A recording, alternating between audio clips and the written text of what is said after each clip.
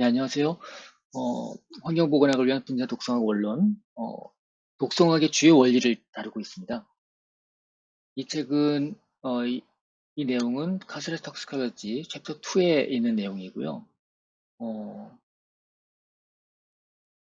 양 반응의 관계에 대한 얘기를 해보겠습니다. 다른 영상에서 이 두 내용을 다뤘죠.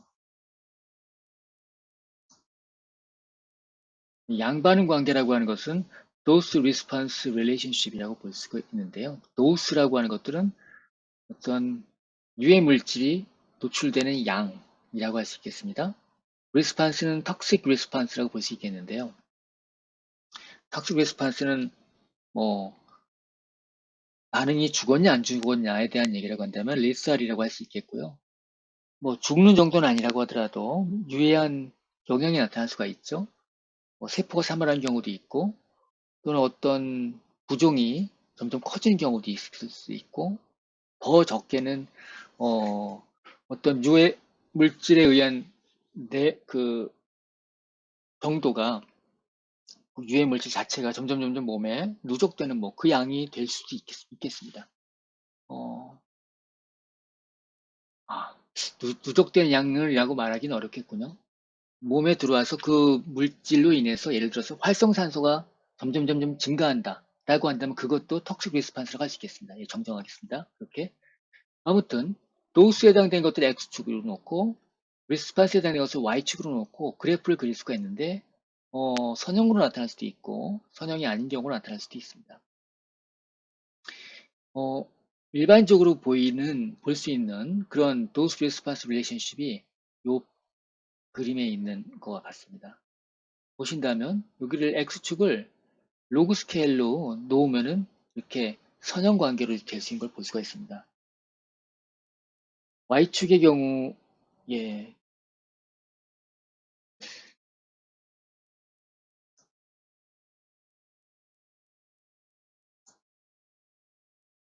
이 리스판스 관련된 것을 퍼센트로 표시했는데요. 음, 리살 도우스인 경우에 여기가 그 치사되는 율이 되겠죠. 죽는 경우가 아닌 경우로 얘기했을 때 어떤 저해되는 퍼센테이지가 그 개체의 그 집단의 50% 정도에 이를 수 있는 정도에 해당되는 것이니까 이 경우에는 턱식 리스판스 50%에 해당되는 것이 여기에 해당되겠죠. 3. 그죠? 카복실 에스트라제랑 콜린 에스트라제 관련된 저 두 개의 노스 리스판스 릴레이션십을 보여주고 있습니다.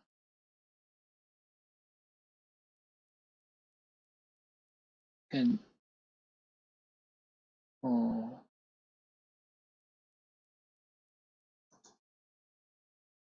이 아래 설명해 보시면은 이, 그 도우스는 클로르피리포스를 노출시켰을 때입니다. 클로르피리포스라고 하는 것은요, 페스티사이드의 일종인데요. 예, 살충제입니다. 살충제이고, OP 계열이고요. 유기인계, 살충제라고 보시면 되겠는데, 어, 이게 이제 브레인 내 그 기능을 떨어뜨리는 신경독성 물질입니다. 근데 그 미치는 정도를 볼 수 있는데, 만약에 콜린에스트라제 효소가 이니비션 되는 것을 어, 포인트로 했다면 파란색 그래프를 볼 수 있을 것이고요. 같은 그런 브레인에서의 그 펑션이 떨어지는 정도를 볼 때 있어 카복실 에스트라제를 타겟으로 봤다라고 한다면 이게 빨간색 선을 볼 수가 있겠죠. 그렇게 본다면 파란색에서의 그 리액션에 관련된 50%는 대략 3 mg per kg 정도가 해당되겠죠. 그러면은 턱식 도스에 해당되는 레드에 드는 건 얼마가 될까요? 대략 보신다면 10이 훨씬 넘죠. 그럼 무엇을 우리가 타겟으로 삼았냐에 따라서 같은 물질인데도 이렇게 턱식 턱식 도스 50%가 달라질 수가 있는 것이죠.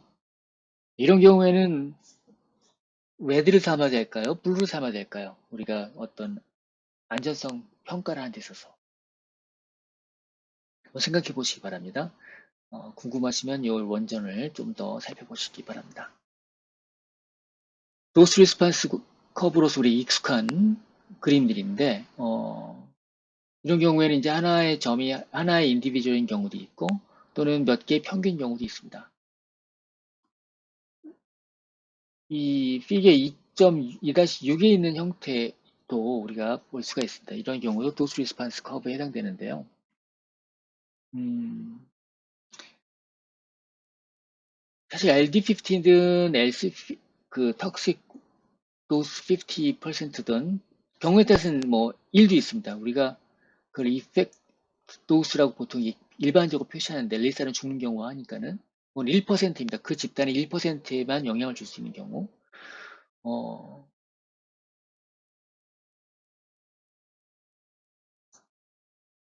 이렇게 누적 확률 분포처럼 이렇게 누적 커브로 그려서 표시하면 훨씬 더 정확하게 우리가 그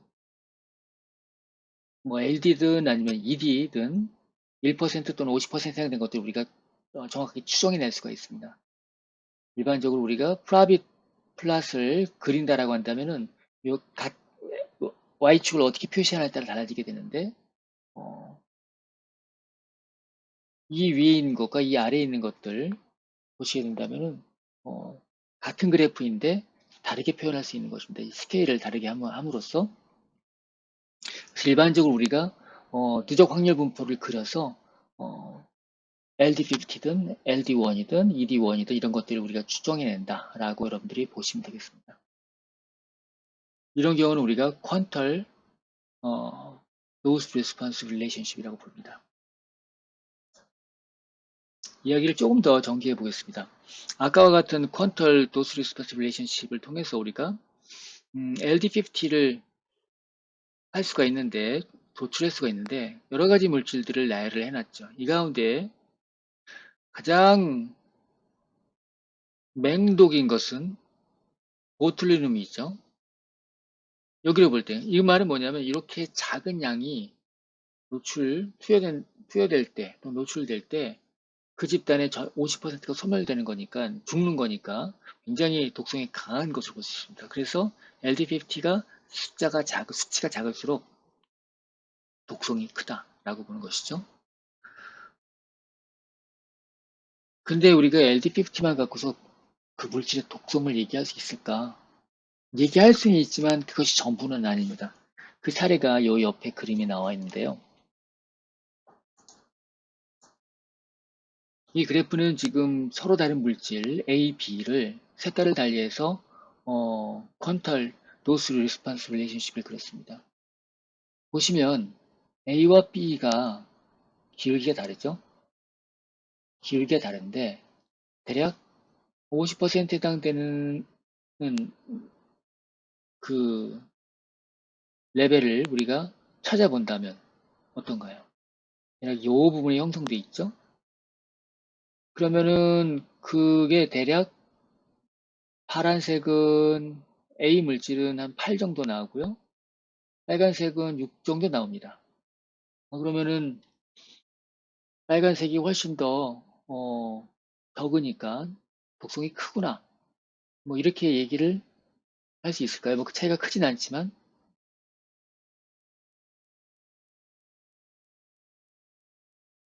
기울기가 달라지잖아요. 그렇죠?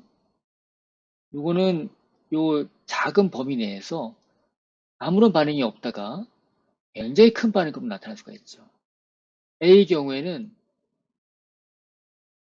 굉장히 넓은 범위 내에서 그런 것들이 일어나죠. A와 B 중에서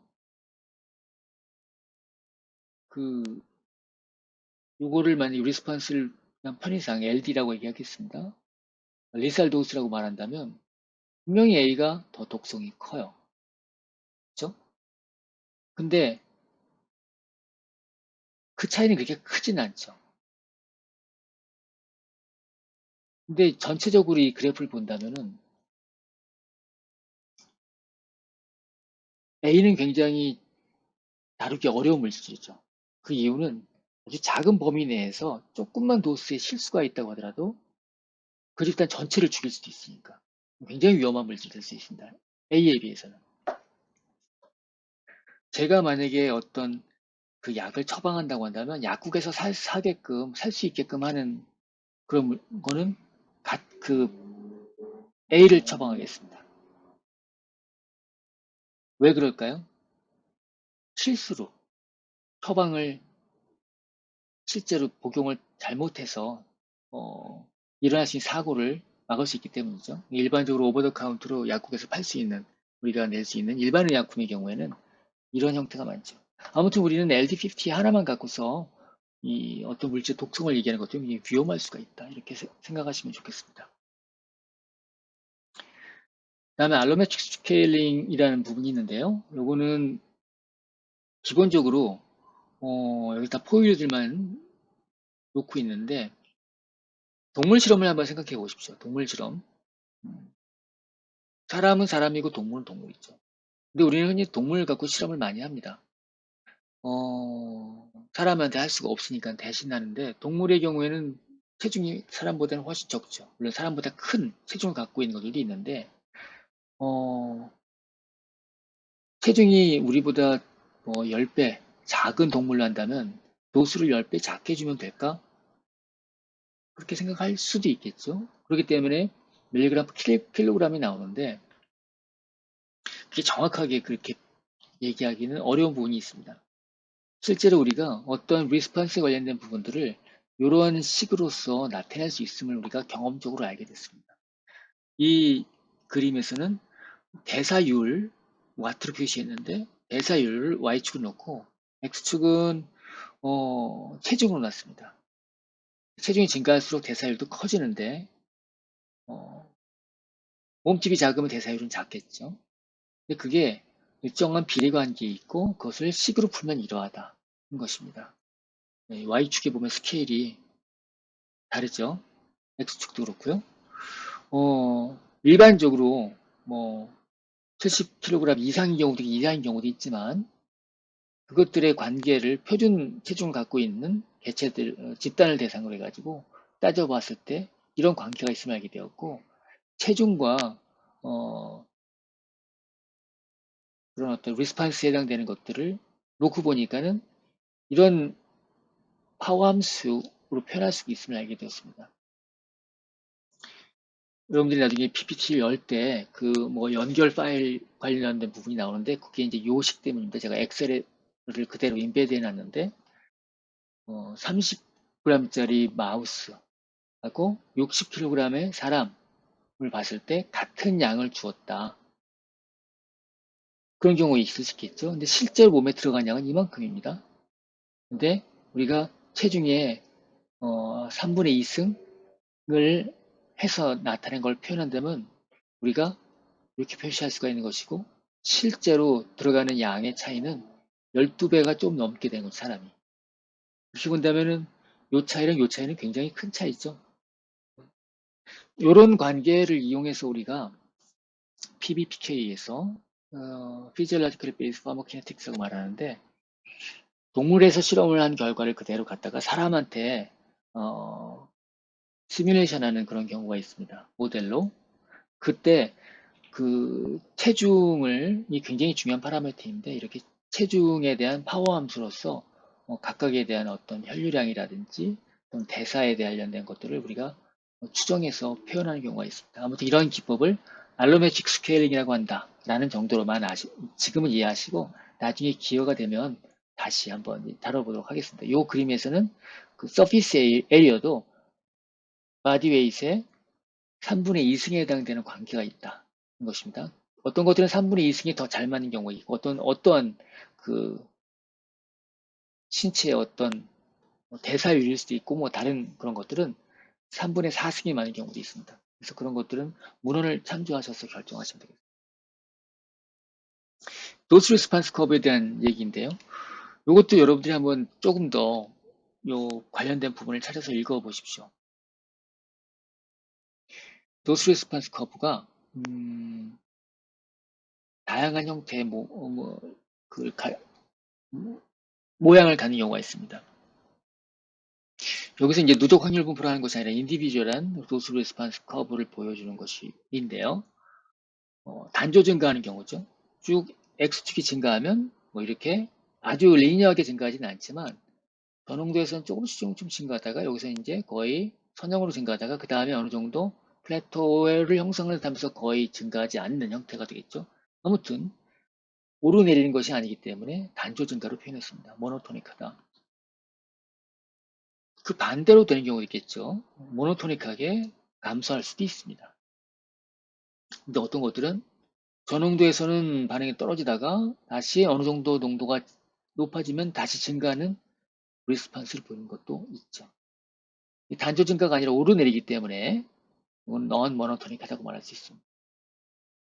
이 경우는 이제 우리가 U-shape이다 또는 뒤집혔다 해서 inverted U-shape이라고 말하고요. 이런 경우에는 V-shape 또는 J-shape이라고 말하죠. J-shape이라고 말하는 경우가 훨씬 많습니다. 이런 경우는 우리가 램빅의 장애 물질 관련된 경우가 굉장히 많습니다. 왜 이런 커브가 나올까? 생각을 해보십시오. 이건 숙제입니다. 꼭 한번 생각을 하시고 수업 시간에 오셨으면 좋겠습니다. 관련된 부분을 읽으시면 사례도 나오니까 이유도 나오고 꼭 여러분들이 스스로 공부를 좀 하시고 수업 시간에 이렇게 토의했으면 좋겠습니다. 질문도 좋고요. 네, 도스 레스판스 릴레이션십에 관련된 얘기를 할 때 우리가 기본적인 가정을 하고 들어가는데 이건 일반적인 것입니다. 네, 우리가 지금 얘기하는 이 리스판스는 노출로 인한 결과다. 당연한 것 같지만 우리가 이제 실험적으로 어떤 리스판스가 어떤 물질에 대한 노출로 인한 경우일 수도 있고 아닐 수도 있습니다. 우리가 그걸 모를 때. 근데 지금 이 도스 리스판스 컵을 갖고서 뭔가를 결정하거나 또는 그 확인해야 되는 상황이 있을 때는 기본적으로 이 그래프는 노출에 의해서 결과가 바로 리스판스다라고 하는 전제가 필요합니다. 요 전제가 깨지면은 의미가 없는 그래프가 되는 것입니다. 당연하지만 이 부분이 굉장히 중요한 상황이 될 때가 있습니다. 그리고 반응 정도는 용량과 관련돼 있다. 아까 뭐 여러 가지 모양이 나왔는데 아무튼 용량에 의해서 그런 일이 일어난다는 것이죠. 타겟 사이트에서. 왜 이런 모양이 나타나는가 라는 것들도 이런 부분에 대한 기본 전제 또는 가정을 우리가 갖고서 여러분들이 해석을 하신다면 숙제를 잘 해보실 수 있을 것 같아요. 그 다음에 도우스든 리스판스든 우리는 측정 가능해야 된다. 관찰 가능해야 된다. 그래야지 그래프를 그릴 수가 있겠죠.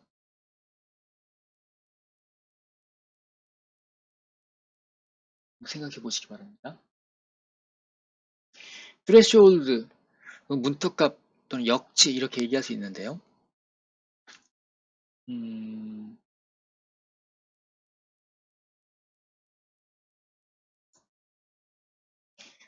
예, 2-아세틸아미노플로린이라는 물질에 의해서 종양이 발생될 수가 있습니다. 이건 이제 설치류에서 얻은 실험 결과인데요.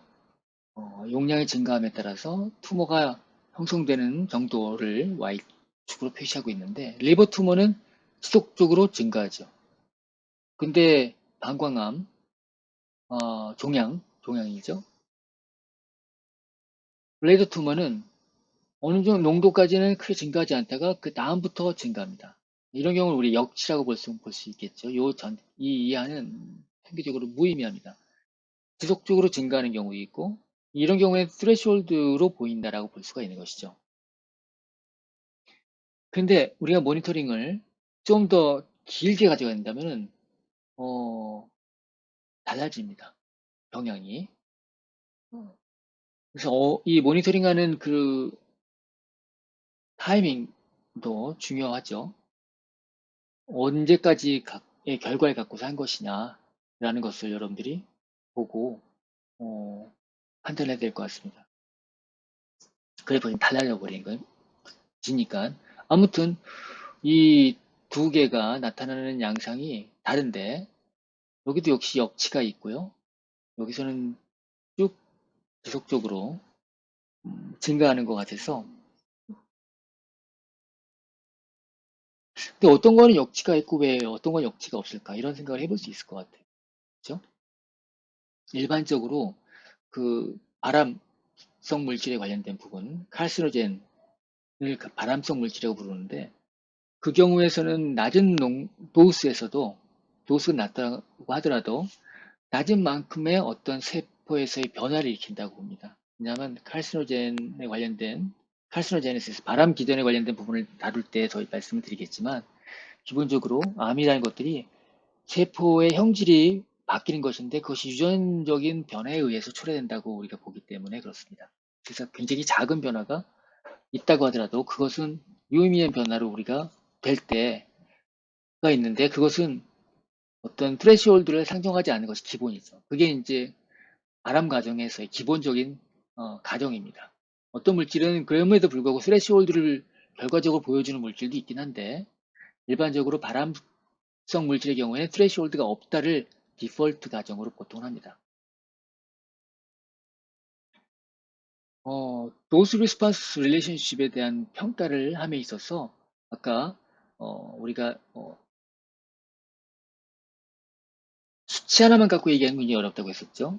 예, 턱식 도스이지 또는 이펙트 도스이지라고 할 수 있는데, 요거는 어떻게 본다면은 요건 죽는 거에 관련된 얘기고, 이건 턱식 리스판스에 관련된 얘기고, 요거는 어떤 효과, 어떤 양리 효과라고 볼 수도 있겠죠. 아무튼 어떤 이펙트에 관련된 걸 나타내서 효과인데, 어, 50 이상을 주게 된다면은 이제 죽는 놈들이 생겨나는 것들이죠. 그게 이제 녹색 그래프를 그린 것이고요. 빨간색의 경우에는 양리작용이 이때부터 나타나기 시작하는 거죠. 이렇게 보면 여기가 이제 스트레시홀드라고 볼 수 있겠죠. 그래서 이렇게 하는데 점점 이 이상 주게 된다면 그 다음부터는 일부는 독성작용이 나타나는 놈들도 나타나기 시작하는 거죠. 양리작용이 나타나는 데 있어서 농도를 높이면 그 양리작용이 나타나긴 하겠으나 어느 이상 된다면 턱식한 레벨로 보이는 개체들이 점점 늘어나게 되고 일부는 죽는 경우도 있다는 것이죠. 기울기가 급하면 급할수록 다루기가 까다로운 물질이고 위험한 물질이 될 수 있는 것이죠. 그래서 우리는 이 간격이 넓으면 넓을수록 안전한 약이라고 볼 수 있습니다. 좁으면 좁을수록 우리는 전문가들이 아주 정교하게 투약을 결정지어야 되는 그런 약이 되겠죠. 마진 오브 세이프티에 관련된 얘기를 우리가 한번 해봐야 되는데요. 이 마진 오브 세이프티는 MOS라고 보통 불립니다. 근데 우리 분야 그 노출 평가나 또는 위해성 평가에 있어서 마진 오브 익스포저라는 개념도 또 있어요. 이거는 조금은 다른데 이 옆에 있는 그림을 보면서 한번 생각을 잘 해보시기 바랍니다. 일반적으로 세라필틱 인덱스라고 말한다면은 요 CD 그래프에 관련된 거랑 ED 그래프에 관련된 것들이 있어서 이 50%에 해당되는 요 간격, 요걸 갖고서 지금 따지는데 그걸 나타내는 그런 어떤 지수를 우리가 세라필틱 인덱스라고 말하는 것이죠. 그래서 세라필틱 인덱스가 요 간격이 넓으면 넓을수록 안전한 거니까 그걸 어떻게 수치로 표현할까에 대한 그런 지표다라고 보시면 되겠고요. 이런 식으로 표현할 수 있죠. 그렇죠? ED 99는 이쪽에 해당되겠죠. 대개 99. LD1은 이쪽에 해당되는 거겠죠. 거의. 네. 그러면 이것도 하나의 지수를 표현할 수 있겠죠. 마진 오브 세이프티. 한번 이 그림을 생각해 보십시오. 이 그림에서는 두 개가 사실 겹쳐 있어요. 근데 가상적으로 LD1이 대략 50이라고 합시다. 그리고 ED99가 50이라고 일단 할게요. 물론 다르긴 하지만 이게 거의 1에 가깝다라고 한다면은 뭐 그 정도 지표라고 생각해 볼게요. 근데 다른 약의 경우에는 LD1이 ED 99는 뭐 50이라고 대충 얘기할 때 LD1이 여기가 되겠죠? 40이다. 좀 더 이게 왼쪽으로 이동을 했다고 해봅시다. 그러면 어떻겠습니까? 이 녹색 선이 왼쪽으로 더 이동했다라고 한다면 그거는 이게 위험한 약이 되겠죠? 반대로 이 선이 오른쪽으로 이동했다면 즉 LD1이 50보다 훨씬 크다면 즉 이 수치가 1보다 훨씬 커진다면 안전한 약이 되겠죠? 그래서 우리가 마진 오브 세이프티를 표현할 때 이 약에 대한 위험성을 다룰 때 특히 양약에서 많이 쓰이는 개념입니다. 우리 쪽에서는 이걸 조금 다르게 쓰고 있어요. 마진 오브 익스포저라고 하는데요. 물론 얘랑은 조금 개념은 다른데 일반적으로 우리가 동물 실험을 통해서 얻은 독성자 반응이 나타나는 않는 정도에 해당되는 No Observable Adverse Effect 레벨인데요. 무영향 예측치에 해당되겠죠. 동물한테서 무영향으로 나타날 수 있는 농도로 될 수 있는 거. 그리고 이것은 실제 노출되는 농도. 이 두 개가 같다라고 하는 것이 1이라고 한다면 이 분모가 작으면 작을수록 어떻습니까? 훨씬 더 안전한 거죠. 이 수치는 클수록 좋은 겁니다. 노출되는 정도가 많으면 많을수록 수치는 작아지겠죠. 이 수치는. 그래서 이 두 개가 개념적으로는 사실 다르지만 넓은 범위에서 치사하는 바가 있습니다. 그 두 개를 좀 쓰임새도 좀 다르니까. 근데 어떤 분들은 얘를 마진 오브 세이프티라고 부르는 사람들도 있기는 합니다. 그래서 그 문맥을 따라서 여러분들이 좀 파악하실 필요가 있다라고 말씀드리겠습니다. 그리고 NOAL, No Observable Adverse Effect 레벨인데요. 그것을 정하는 방식은 관찰일로 그래프를 그려서 정할 수도 있지만 이렇게 펀탈 도스 레스판스 릴레이션십을 걸어서 그릴 수도 있지만 컴퓨터로 추정할 수도 있습니다. 보통 벤치마크 방식으로 EPA에서 제안하는 방식인데요. 컴퓨터로 뭐 여러 가지 커브 핏을 합니다. 그래서 그 턱식한 도시지 10을 잡는 경우도 있고 하는데요. 뭐 여러 가지 방법이 있습니다. 여러분 찾아보시기 바라고요. 우리 원전에도 자세히 잘 나와 있습니다. 제가 여러분들께 또 생각할 거리 하나를 또 드릴게요. 제가 이 부분은 녹색 박스는 제가 설명드렸죠. 지난번에 우리 오리엔테이션 할 때 CMIT, MIT에 관련된 1심 판결문에 관련된 말씀을 드렸는데 특강을 했었죠. 거기에 노엘 또는 노엘에 관련된 표현이 나와요. 판결문에서는 이걸 어떻게 인식하고 있는지 한번 생각해 보십시오.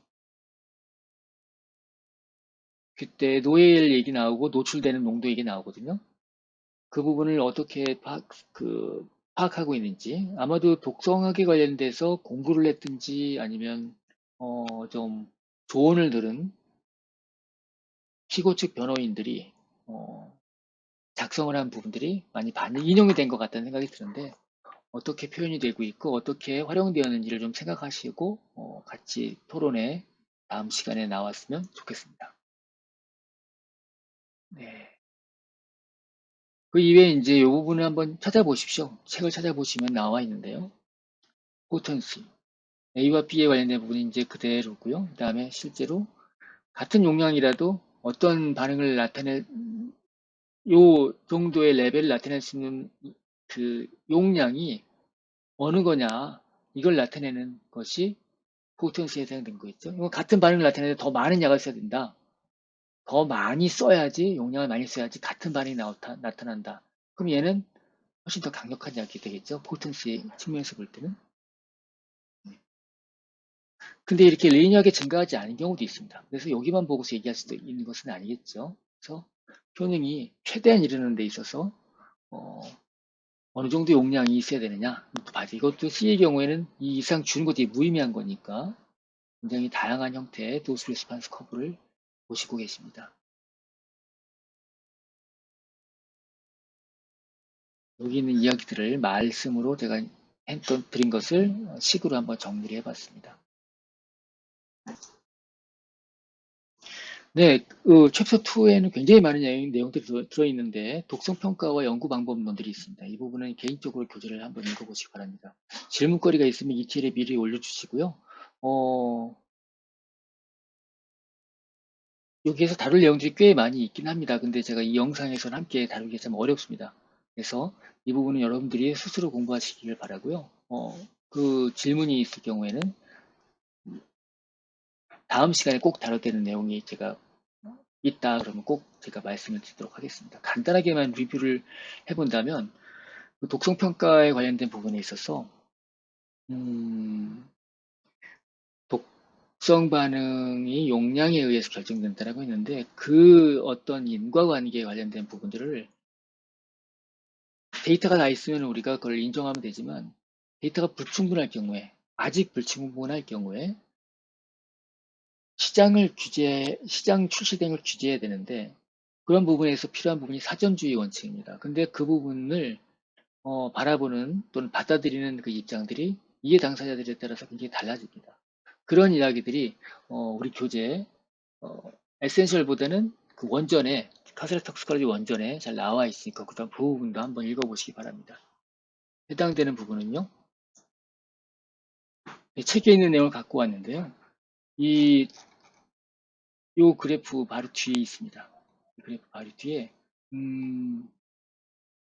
네, causation in toxicology라고 된 부분입니다. 그래서 일반적으로 인과성에 관련된 부분들을 받아들이는 데 있어서 1965년도에 브래드포드 힐이 제안한 방법이 있죠. 우리 역학에서 아직도 잘 활용되고 있는 방법인데 공교롭게도 판결문에서도 많이 인용이 됐습니다. 아무튼 그 뭐 양반응 관계라든지 시간적 속발성이라든지 이런 부분들이 설명이 좀 되어 있습니다. 그리고 더 추가된 부분들도 있고 이 힐의 원리에 대해서 반박되는 부분들도 나와 있긴 한데 아이고 그런 부분들이 잘 설명이 되어 있으니까 거기에 이제 사전주의 원칙도 있습니다. 그 다음에 나와 있는 부분들은 독성 반응에 대해서 우리가 노출로부터 건강 영향 또는 독성 반응이 나타나는 데까지 그걸 도식적으로 표현해서 이해하려는 것이 있는데 기전적인 부분들이 불충분하더라도 그 부분들을 세포 내에서 일하는 키 이벤트로 설명하는 그래서 유형화하는 패턴이 있거든요. 그런 이해 방법을 우리가 Adverse Outcome Pathway라고 해서 AOP라고 얘기합니다. 그 부분도 여러분들이 주의 깊게 살펴보실 필요가 있는데 원전에는 잘 설명이 되어 있고요. 또 턱식 테스트라고 해서 그 Descriptive Toxicology라고 보통 표현할 수 있는데 여러분들이 어떤 뭐 MSDS라고 부르죠.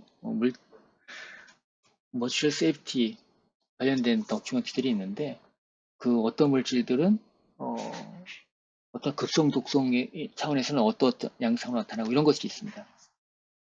아마 제가 지난 시간에 여러 가지 가습기 살균제 얘기를 하면서 살균제로 쓰이는 물질들 몇 가지들에 대해서 급성 독성은 어떻고 만성 독성은 어떻고 생식 독성은 어떻고 발암성 어떻고 이런 것들이 있는데 그런 테스트를 하는 데 있어서 나름의 표준화되어 있는 프로토콜이 있습니다. 그런 거에 대한 설명들도 있고요.